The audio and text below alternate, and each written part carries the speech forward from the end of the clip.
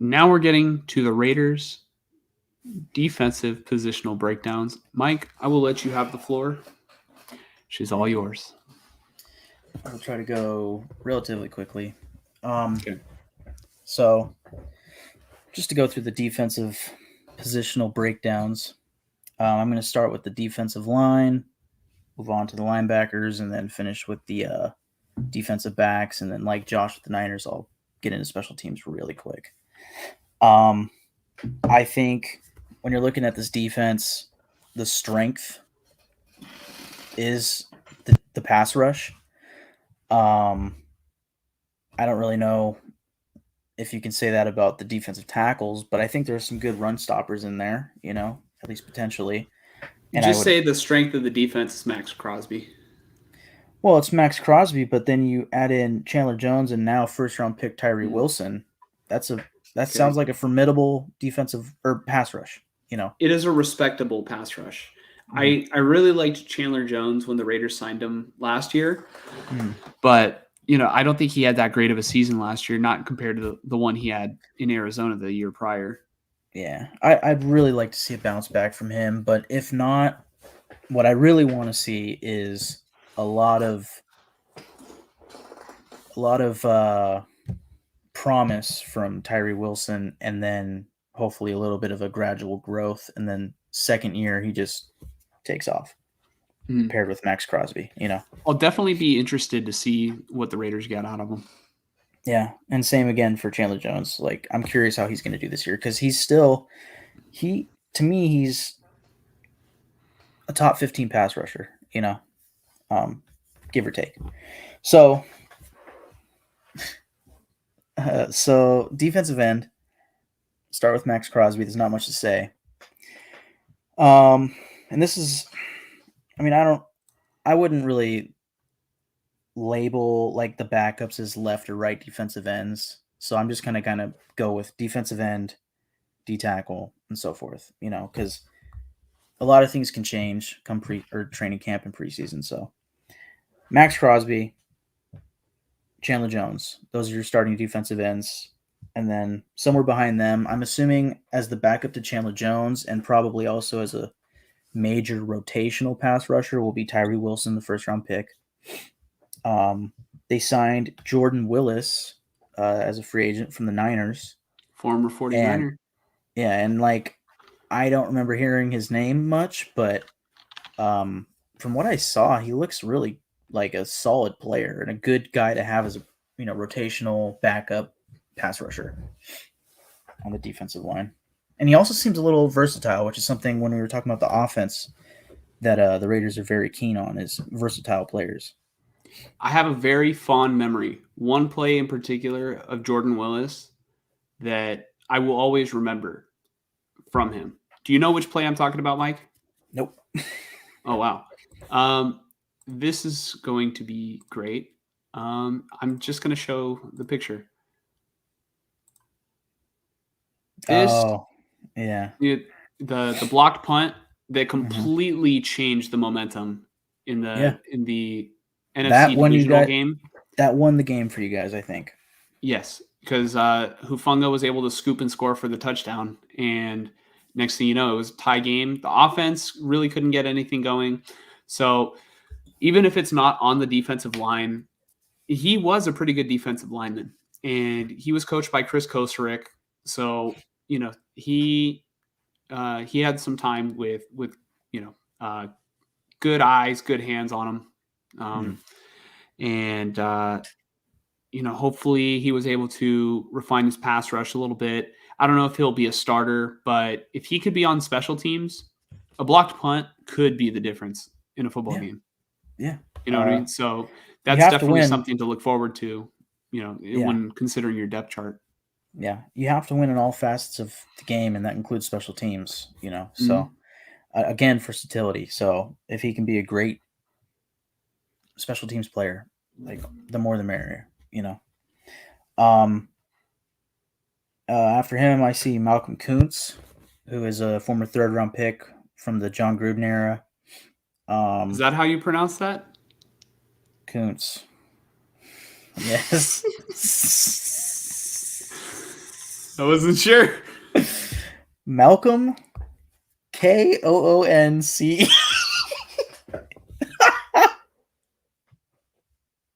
It's OO. Koonce. Cool. Okay. Yeah, I'm just gonna. Ah, fuck it. Who cares? Okay. Tell me why I thought it was KU. I thought it was KUNTZ. Oh, that's because there was a tight end out of the draft this year. That was his name. Oh, okay. Yeah. Okay. But I'm pretty sure that's how you pronounce it though, is Kuntz. Because if it were Kuntz, that'd be bad. So with a Z. Anyways. Yeah, with a K. Yeah. And canceled. So I'm Malcolm Kuntz. Malcolm. He shows a lot of potential. But he didn't really do much last season. It was Malcolm what? Yeah, just Malcolm. Now he's just Malcolm. 50. Malcolm in the middle. Yeah. Malcolm in the middle of the depth chart. Yep. That's hella funny. I'm like, is that how you pronounce it? And it's not even spelled how I thought it might be pronounced. Yeah. That's hilarious. But I'm pretty sure he was a 3rd round pick under John Gruden and Mike Mayock. And his first year, rookie year, didn't do much. Max Crosby and whoever else, Clelin Ferrell, whatever, above him. And then his second year was 2 years ago. And it seemed like he was really had a lot of potential, and then come into this year, new defensive coordinator, new regime, and he hardly sees the field, so I think the writing's on the wall that maybe he'll eventually get replaced. I mean, you can't have too many defensive ends on the field. I mean, on the roster come 53, roster cuts. I could see Malcolm Kuntz being the guy that's right on the edge of making the team or not, because there's a lot of defensive tackles to choose from. And I already mentioned Tyree Wilson and Jordan Willis. That makes 4 defensive ends. So it'd be nice to keep a 5th, but so you think he's on the outside looking in? I wouldn't say that. I think he's literally when it comes to the 53 man, he is the 53rd, 54th, 52nd. He's right there. He's on the cutting block. Yeah, he's right there. That's what I think. But again, if they're to keep 5 defensive ends, unless an undrafted rookie really balls out, I think it would be Malcolm Kuntz that stays. Mm-hmm. Next up, we have Adam Plant. He's number 52. Let me see. Sorry. He's I think this is his 2nd year with the Raiders, but I don't really know much about him. Don't really remember him. It's kind of fucked up to say, but whatever. Next is George Tarlas. Same thing. These maybe they weren't with the Raiders, but these are coming off of reserve contracts, so they were signed right before the offseason this past season. They were coming off of being practice squad players or whatnot. And then the last defensive end I see here is David Ahoga. And I remember you when we were going over the Ahoga. Yeah. Well, no, go ahead and then I'll tell you. Yeah. Well, when you were breaking down the Niners offense, our last episode, I believe there's an offensive lineman that you guys got through the International Player Pathway program. I was talking about Gutierrez. Yeah. Alfredo Gutierrez. Yeah. So you think that he's going to be a guy that the Raiders are going to be able to store on their roster without affecting the 53 man? If that's a thing, then yeah, potentially. Because he is David Ebuka Agoha. I might have said it wrong this whole time. Agoha was added to the roster. How did you say it before? I think I said Ahoga. I was like, dude. So literally when you said that, I mean, this is gonna sound super stupid, but I was thinking Ahoga.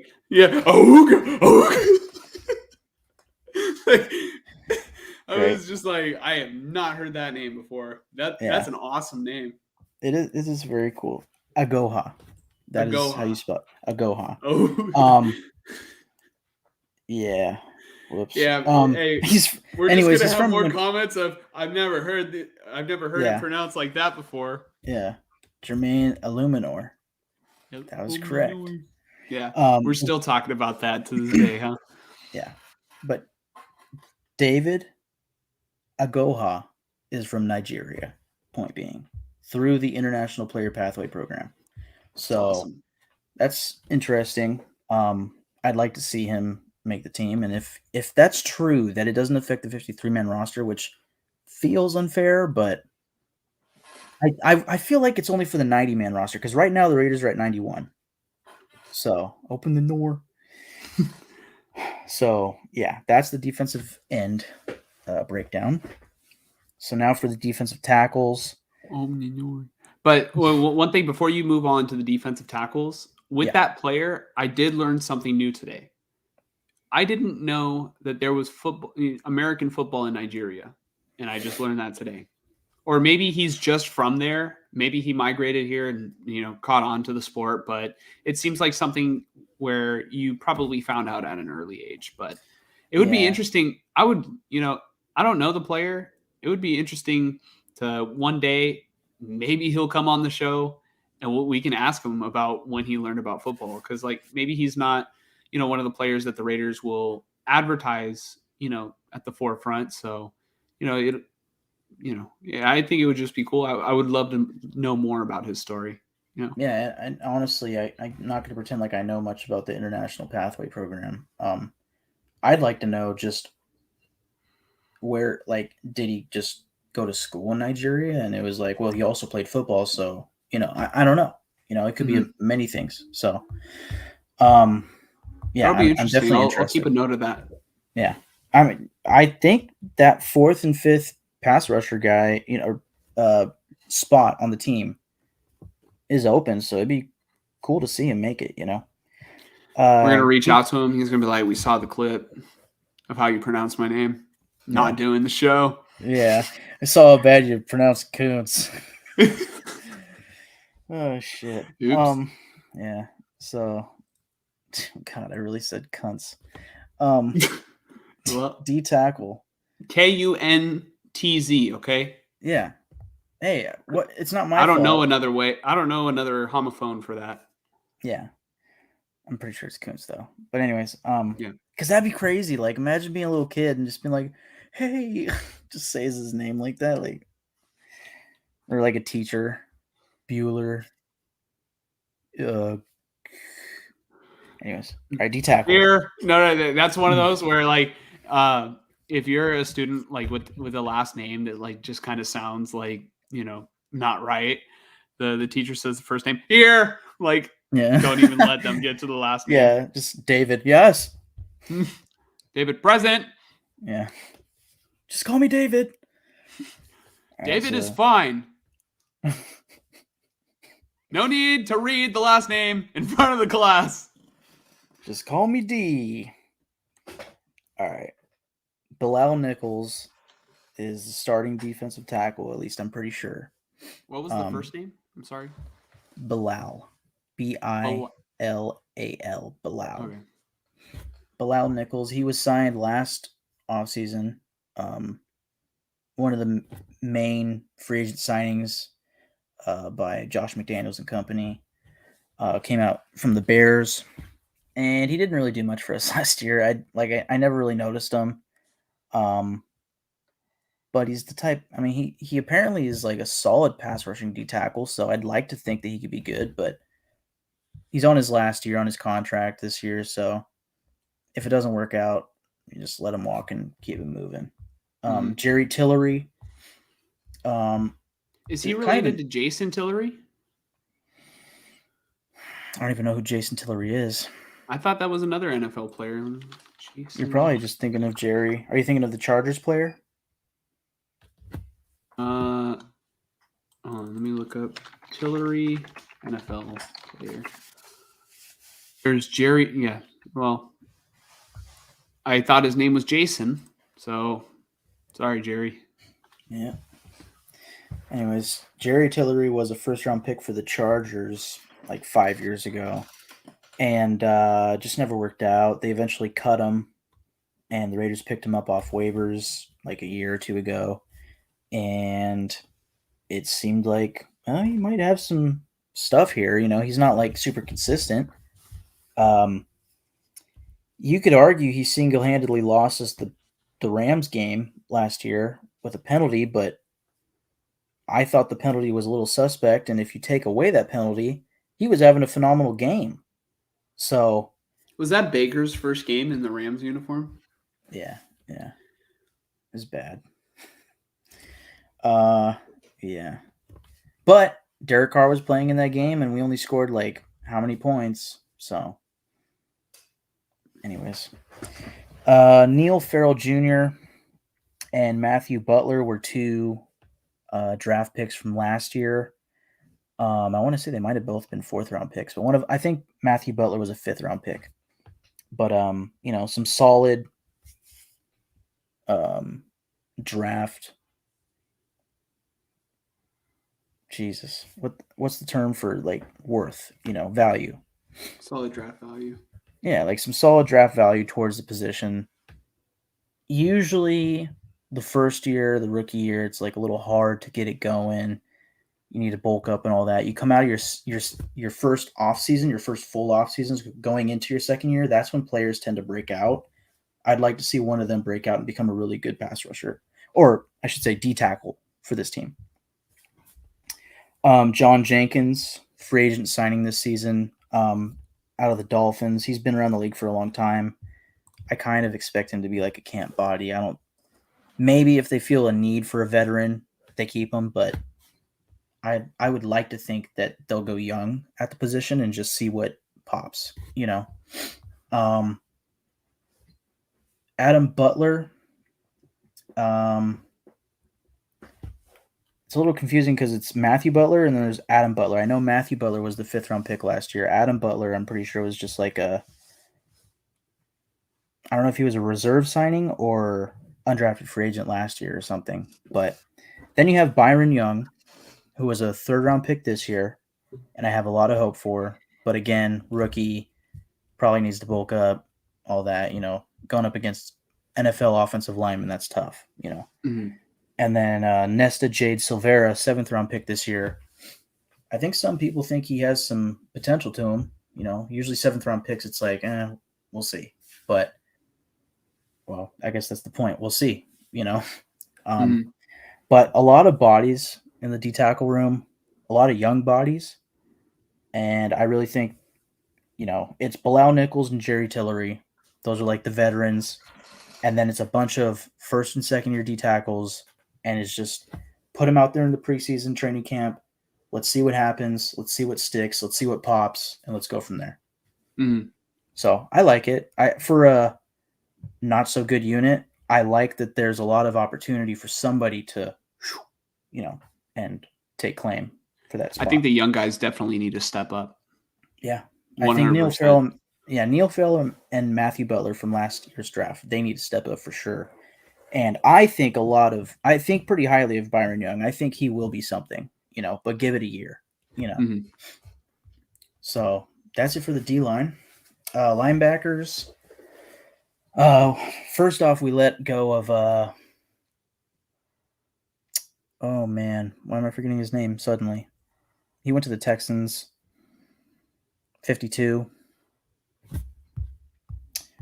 Sorry. Denzel Perryman. Sorry. Oh, okay. So they let Denzel Perryman walk in free agency. They signed Robert Spillane from the Steelers. Josh, have you ever heard of Robert Spillane?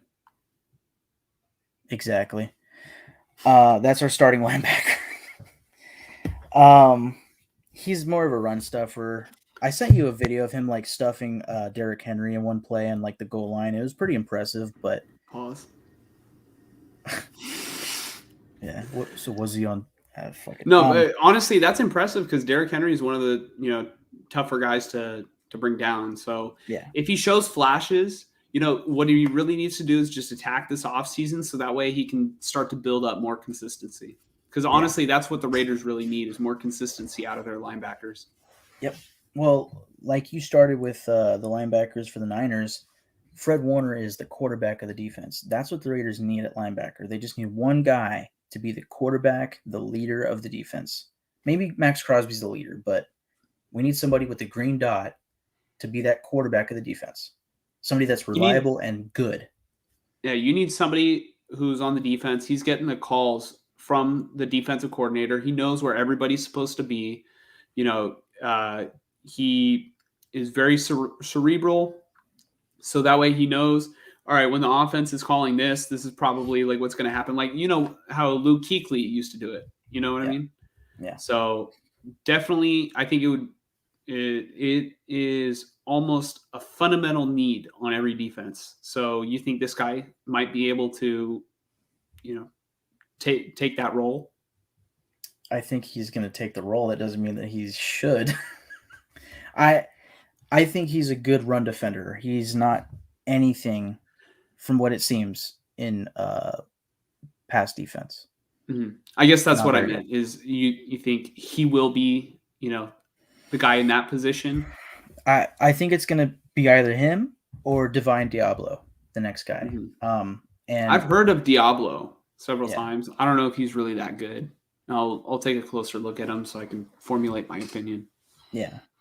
Diablo got injured at some point towards the end of the last season, but leading up to that injury, his stats were actually looking pretty good as far as like overall tackles and stuff. And that's with Denzel Perryman on the team, who is a tackle hog, Mm-hmm. Diablo is he was drafted in the 3rd round under John Gruden and Mike Mayock. I think probably their last offseason with us. And he was a former safety turned linebacker at Virginia Tech. And if it isn't a quarterback on defense, what I really want for the Raiders is a pass defending linebacker for the defense that is good, That's why Fred Warner is so good, is because he's great at pass defense. Not many linebackers are like proficient at that. That's what I want. I think Diablo, I don't think he'll be like a super great pass defender, but I think he can be a good linebacker. And I think this is the year where he needs to break out and prove it, Mm-hmm. Did the Raiders draft any linebackers or sign any undrafted rookie linebackers? Last year, they had 2 undrafted rookies that made the team. Luke Masterson, who after either Diablo or Perriman got hurt, Masterson became the starter. He was pretty impressive in the preseason, and he earned his spot on the team. But when he played in the regular season, it wasn't anything worth getting excited about. Mm-hmm. And then also Darian Butler, who I want to say was from UNLV, and he's a very, he has some speed to him. He might be solid in pass defense, but that's debatable probably. I was like, typically you don't want your linebackers pass protecting. Yeah, I almost said that. And then as far as draft picks this year in the 6th round, we got Amari Burney from Florida. And he's the type of guy who is very fast, might become a solid pass defender. But, every time I've heard that about a Raiders linebacker, it doesn't end up working out. So we'll see. Other than them, there's Curtis Bolton, who is a free agent signing. He's been on and off the Raiders a few times the past year or two. And then Drake Thomas, undrafted free agent this year. He has potential to make this team for sure. He could pass up a Darian Butler, possibly a Masterson, even a Burney. What I think the Raiders need? I think that the Raiders need to really pay attention in this year's draft and, in scouting linebackers. I think it's very important to have a definitive guy really step into that number 1 linebacker role, to command the defense. Mm-hmm. Because I just think of a guy, this is a pretty bad example, but I have another example that's pretty good. But, somebody like a Reuben Foster, because Foster was super talented. And, as soon as he was drafted, he was the number 1, right? He was going to be the future of the franchise. But a guy that I think, is probably a better example is a guy like Roquan Smith. He was drafted high. He was a great linebacker for the Chicago Bears. I think he's on the Ravens now. He is like a top tier linebacker, and the whole defense is just way better because of him. Yeah. So I think the Raiders really need to address getting that top linebacker, and the rest of the defense will really start to follow suit, because it's like having an offense without a quarterback. You know what I mean? Yeah.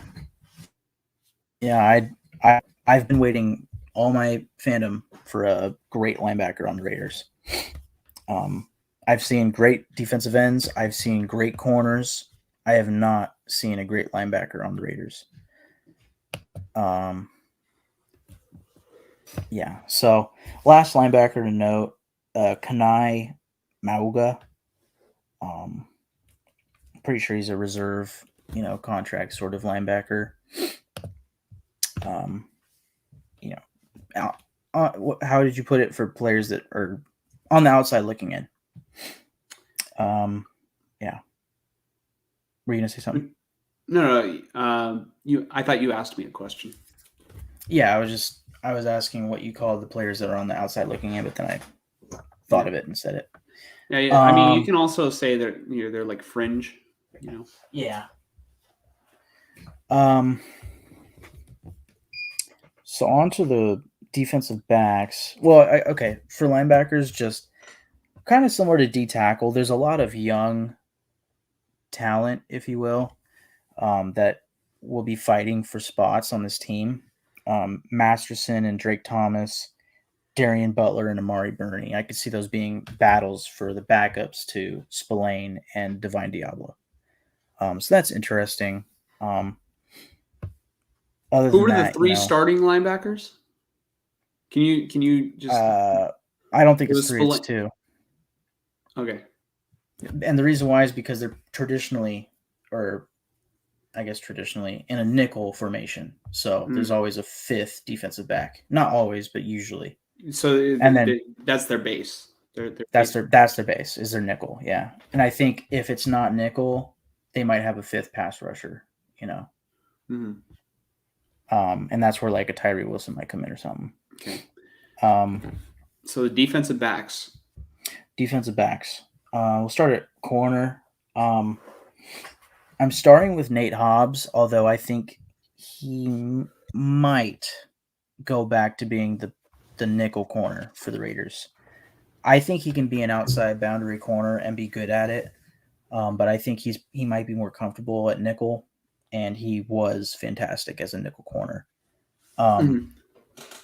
So I'll start with the nickels. There's also Tyler Hall and Bryce Cosby. Tyler Hall played nickel last year, started, and I didn't notice him much, and that's probably a compliment.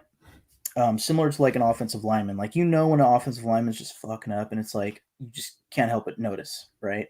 And you hear his name all the time. Alex Leatherwood is a good example. Like, always getting penalties, giving up sacks, whatever, right? Horrible. Mike McGlinchey was a good example when it would come to pass protection. Although he improved as the season went on, it felt like. But for a couple years, it was just like it was kind of rough. You know what I mean? He would just get tossed around, and it's like,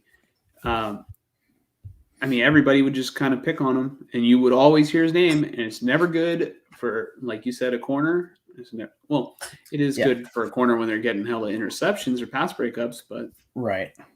It's never good for offensive linemen for sure. Yeah. But I never really remembered hearing Tyler Hall's name much. And I mean, it's not like he got any interceptions or anything, but apparently he did really good in the nickel. And that's interesting to me because if Nate Hobbs is going to be the starting nickel, then you keep Tyler Hall as the backup, and then I don't know. I would put the best corners on the field no matter what. So if Tyler Hall and Nate Hobbs are two of the three best corners on the team, put Nate Hobbs on the outside, keep Tyler Hall in the nickel.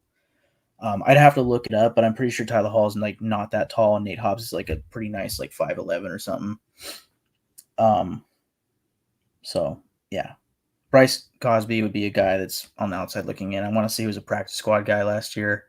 Probably will be again this year. I want to say he kind of almost looks like a linebacker. Like he's number 44, So that's interesting. Free agent signings, Brandon Faison, former Raider from 2 or 3 years ago, back when Gus Bradley was a defensive coordinator. Wasn't that great. He just seems to me like a traditional corner CB4, like the fourth corner on your roster. And when we signed him, I think Ziegler came out and said something along the lines of, yeah, we view him as a starter. And I'm like, well, I hope you're lying. I hope you're fucking with me. But I think they made up for it with a couple other signings. David Long from the Rams. He's probably another like CB4, like fourth corner on a roster. But then Duke Shelley from the Minnesota Vikings last year. He looks like a traditional nickel corner, but he is very much an outside corner. This was my favorite signing of free agency. I think he will be a starting corner for the Raiders unless Nate Hobbs is on the outside and they sign a guy like Marcus Peters. Yes, Marcus Peters. Thank you. Is he a free agent? He's a free agent. He's visited with the Raiders, and he's from Oakland. He's from Oakland anymore, but he probably grew up a Raider fan. Yeah. So, and just the way that the defense overall is, positioned. It's a lot of young depth, and a few starters that are, veterans, but a lot of the starters are also very young, so if you can get a guy like Marcus Peters to come in and help in the backfield, that'd be great, So, yeah, if I were to project it right now, I would like to see a Nate Hobbs, Duke Shelley, Tyler Hall cornerback trio. But I could see not to cut you off, but isn't Marcus Peters kind of old? He's like 31, maybe 32. He is 30 years old. So, I mean, as long as he's still agile, I think that's the most important part. Yeah, I want to say but, 2 I mean, maybe seasons he can be like a Richard Sherman kind of guy where they were a dominant corner at one point and they're going to come to a team that, they know the area, they were local. And at one point, I think Marcus Peters wasn't he a guy you probably hated? He was on the Chiefs, right? Yeah. So Marcus Peters definitely was a guy that you disliked, similar to the way Richard Sherman was. So if you can add that guy and he can do something to really help, kind of be a coach on the field, like I said, Brian Hoyer has the opportunity to be, then I think I don't see why you wouldn't bring him in. He might take a discount in order to play for his home, his childhood team. Yeah. He went to McClellan's high school too. So I don't know if he'd really go for a discount. I mean, at this rate, at this stage of free agency, it's more along the lines of just the best thing he can get. So I think, if the Raiders offer him a deal, but then the Vikings come and offer him $1 million more, he'll probably take the Vikings deal, But it also depends on how does he feel about the defensive fit, scheme fit, and just the overall team and all of that, So we'll see. Yeah, I think that's a good point. If it's like the difference of $1 million, but if it's a difference of maybe a couple $100,000, I think I don't know what the tax is for. Oh, that's a huge difference. Yeah, the state income tax in Nevada. I don't know. Yeah, I don't know what the tax is like in Minnesota. Like, but that's just one example. There's 31 other teams. Yeah, or 30 other teams because we're already counting two. Yeah. After Duke Shelley, Amik Robertson, another short boundary corner. When we drafted him, I thought he was going to become a nickel corner, but he's always been a boundary corner. And he was in college, and he was like really, really great in college. But in the NFL, I think he's a little short, Yeah. He did have a pick against the Niners. When he plays, like, he's a solid backup. Like, I like him. And from what I've heard from, not personally, but what I've seen, a lot of players on the Raiders say that, like, one of the best locker room guys is Amik Robertson. So that's a guy, I think, just based off of looking at this cornerback room, he is on the fringe. He's like a Malcolm Kuntz, where it's right at that 53 line. It depends on the guy like Faison, David Long. Do they make the team over Amik Robertson? But then when was he drafted? Because I'm very serious. I mean, I'm very curious because it almost sounds like you are describing Ambry Thomas, but for the Raiders. He was a 4th round pick under Mike Mayock. That's so if it was under here. So you said Amik, maybe 2020, 2019 draft. I don't know. Okay, in the 2020 draft. So, all right. Wait, I can find out right here, actually. Yeah. So Ambry Thomas was in the 2021 draft, and Amik was in the 2020 draft. But it sounds like similar situations for both these guys. They're like fighting, just to stay on the team. Yeah. And you said undersized, and yeah.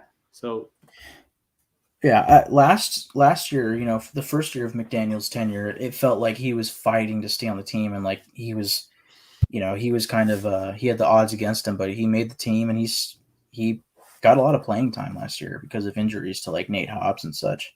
Mm-hmm. So, Sam Webb, backup corner, outside looking in.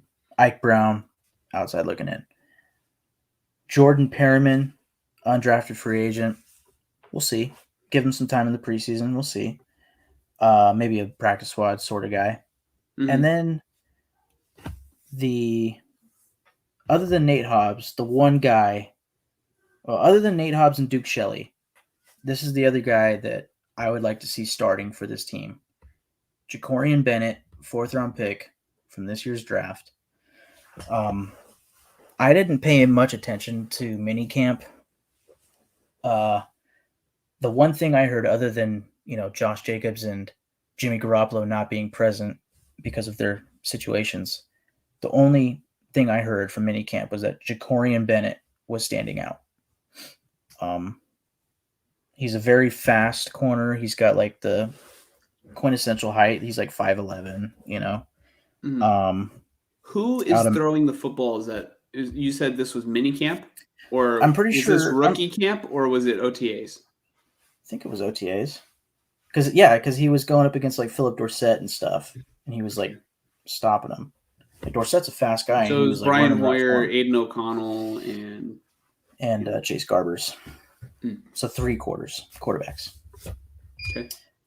So Jacorian Bennett, that's the one like gleaming glimmer of hope on this defensive backfield, or at least a corner, other than Nate Hobbs and, in my opinion, Duke Shelley and Tyler Hall, So that's 4 guys that I think are solid, and then a couple of guys like Faison, David Long, Amik Robertson, who are like, backups.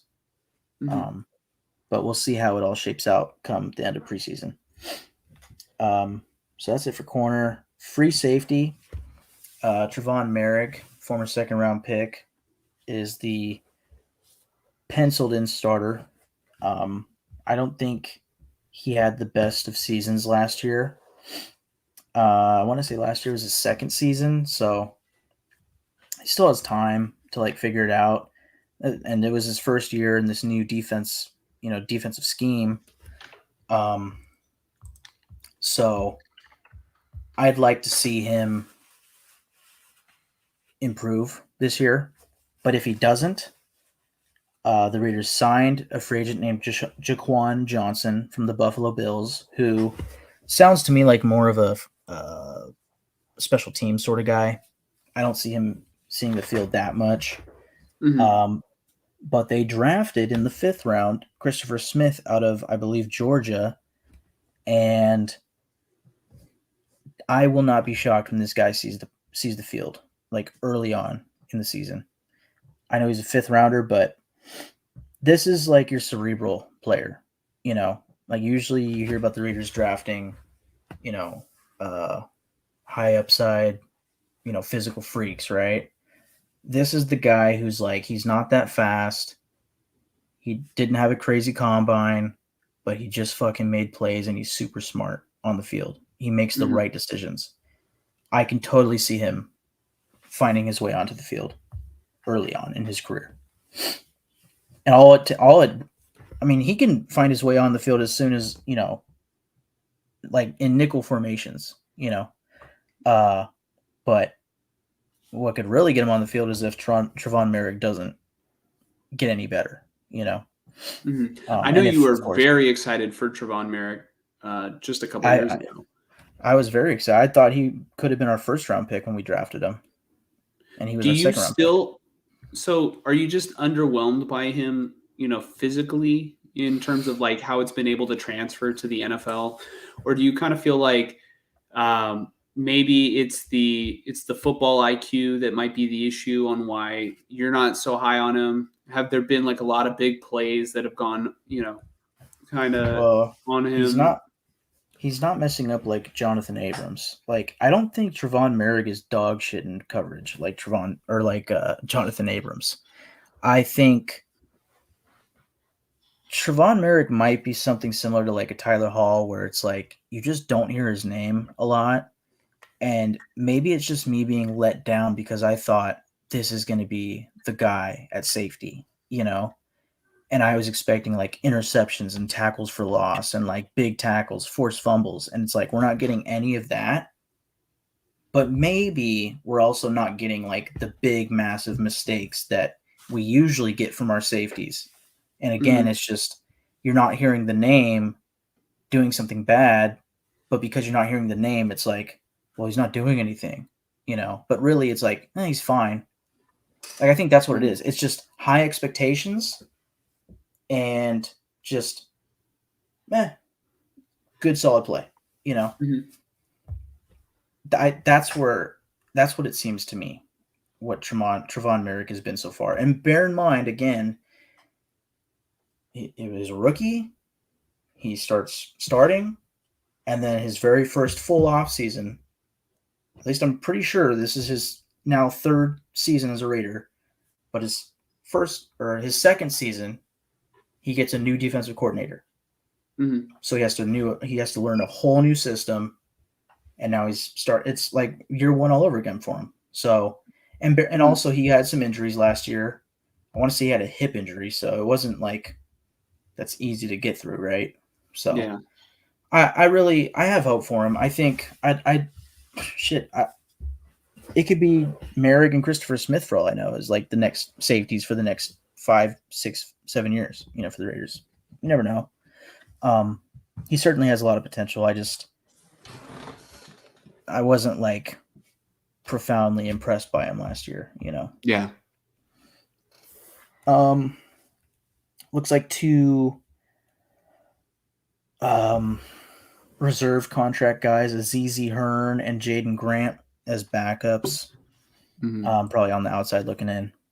And then at strong safety, Marcus Epps, one of the early free agent signings this year, coming out from the Eagles. For the Eagles, I think he was like more of like the 5th, not 5th defensive back, but like 3rd safety, maybe 2nd safety sort of thing, you know, kind of a box safety, you know, maybe plays a lot in the nickel. I don't know. But it seems like a good like locker room type of guy, and a, you know, a very good tackler. I don't know how good he is against the pass, but he might be sort of a tone setter, you know. And again, just for comparison, better than Jonathan Abram.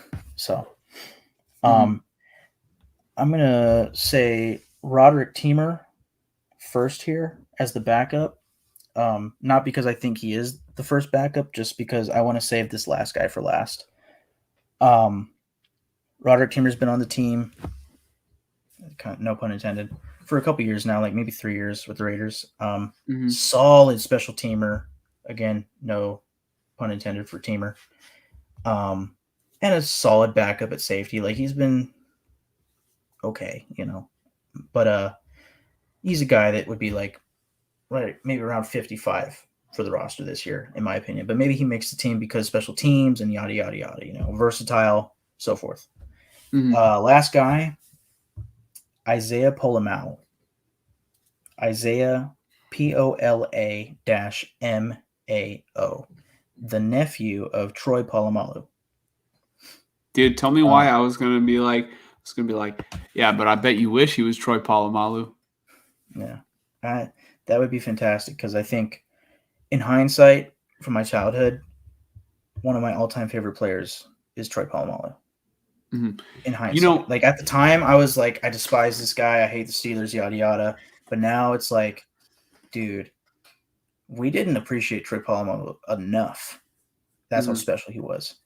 Yeah, I mean, as a Niner fan, I'm kind of seeing like almost the second coming of Troy Polamalu in Talanoa Hufanga.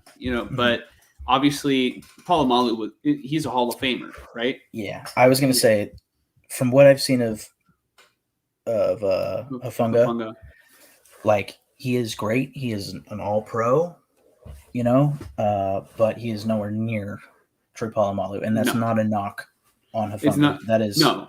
Polamalu was a world-class talent. Like, yeah, I think one of the best safeties of all time.